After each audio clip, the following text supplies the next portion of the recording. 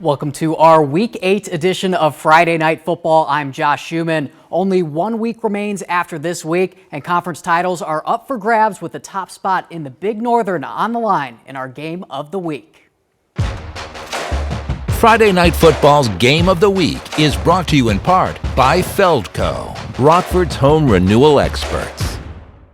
Here we go. Undefeated Dixon playing at home against undefeated Byron on a beautiful Friday night to decide conference. 0-0 game with 4 minutes to go in the first quarter. No one breaking through on offense, but Byron got it going to Braden Knoll. He takes that catch into Duke territory for a first down. Penalties led to a 4th and 13 attempt, though. Andrew Talbert steps back to throw, but he cannot find his target, and a stalemate early in this pivotal game. Next drive for the Dukes, Cole and Shaner going to the air, and it's a strike to Gabe Rowley. Byron has some trouble getting him down in a big momentum swing for the Dukes offense. Under a minute's play in the first quarter, Shaner looking to throw another dot, and he does, right in Eli Davidson's breadbasket, and Dixon grabs a lead against the defending state champs. Still nothing going for Byron's offense, so ball back with Dixon under 5 minutes to go until the half. Dukes handed off to Landon Carnegie, who fights through some traffic and in for a 19-yard score. It's been a very long time since Byron's trailed like this, but the end of the half, how they needed to. Talbot play action, dotting up Braden Knoll to make it a one-score game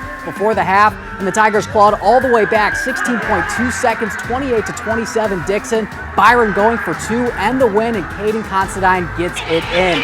A wild finish out in Dixon. The Tigers keep their win streak alive, escaping the Dukes 29-28.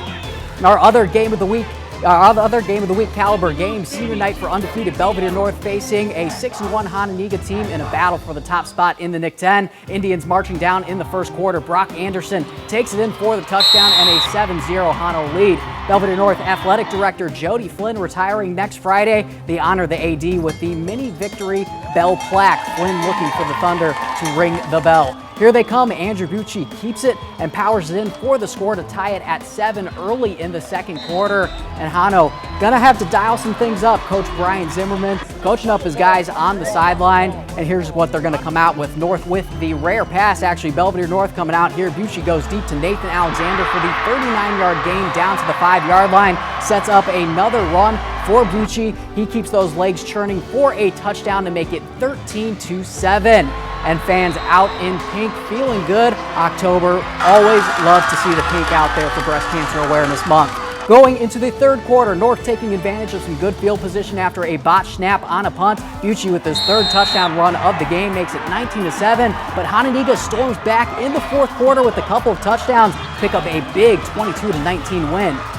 And another key matchup in the Nick 10, Guilford could become playoff eligible with a win, while East needs to win its final 2 games to get in. The Vikings already taking the lead at the beginning, 7-0 halfway through the first quarter. ERAB's Demarius Creighton going in for the pass, but look at this moment, pass incomplete. ERAB Zaire Lee, he's going to take the ball here, running it forward. And the G-Vikes making a good defensive play though, and Guilford becomes playoff eligible with a 14-10 win over East.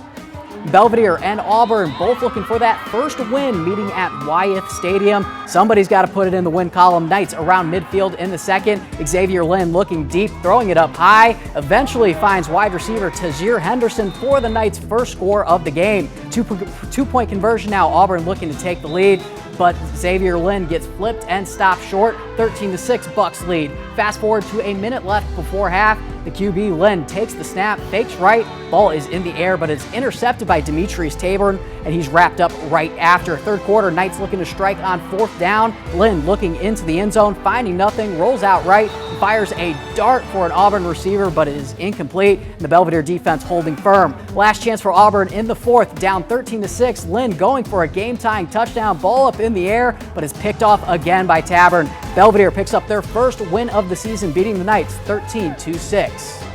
There's still more action to come on Friday Night Football. We head to Rockford Lutheran to see if the Satyrs can clinch a playoff berth against Oregon. Stick around right after the break.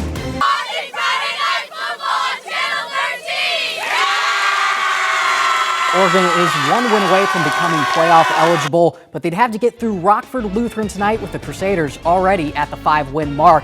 The Hawks making the trip to Rockford for a little prime time on Alpine. First drive, Lutheran deep in Hawks territory, hands off to Zyler Walton, 4-6, and Oregon looking to answer shortly after that. QB Benny Olade takes the snap, drops it in a mad dash for the ball, but the Hawks dodge a bullet there, picking it back up, but Lutheran now with the ball looking to strike again. 4th and goal, Daniel Ballard on the keeper, immediately met by a Hawk, and Lutheran denied on the doorstep. Next Hawks drive, trying to get something going on 3rd down, handoff to Cooper Johnson, tries to turn the corner, but he's stuffed by a purple wall. Oregon punts it away. Next drive, Crusaders in good field position. Ballard doesn't like what he sees, takes off, tries to turn the corner, but is taken out of bounds, and he gets a big first down for Lutheran. First play of the second quarter, Crusaders looking to go up by 2 scores. Ballard with a little RPO action, keeps the ball, runs it in easily for another Sater score. Lutheran takes this one with a commanding 24-0 win.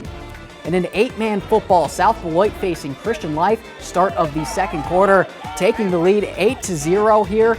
Looks like it's South Beloit running that in, and take a look at that run. South Beloit's Trudane Peterson brought down by the Eagles, and then Alex Panic again for South Beloit, still redeeming themselves with a touchdown by Chase Herring, followed by a 2-point conversion by South Beloit's Jasib Wilhite, Christian Life's ball again. Look at this, a complete pass from quarterback Alex Pink to Ethan Vestein, caught in front of our camera. The game finishing off 52-8 with South Beloit taking the win.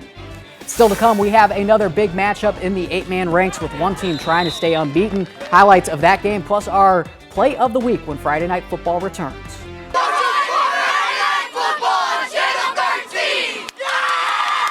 Polo is undefeated in 8-man football this season, but West Carroll is right behind the Marcos with a 6-1 record. The two teams with a battle for a share of first place playing in Savannah. And here is the crowd there playing a little further away from home. KWQC getting us these highlights. And Polo quarterback Gus Mumford throws a deep ball to Billy Lowry, tipped, but Lowry, great concentration. He takes it 68 yards for a touchdown, 30-0 Marcos in the second quarter. And of course, another pink out over there, complete with the giant pink hair. Gotta love the support. West Carroll isn't going away without a fight. Rafe Pickard-Shington runs the ball, but the Marcos are too much. Polo stays unbeaten, 52-6 win over West Carroll.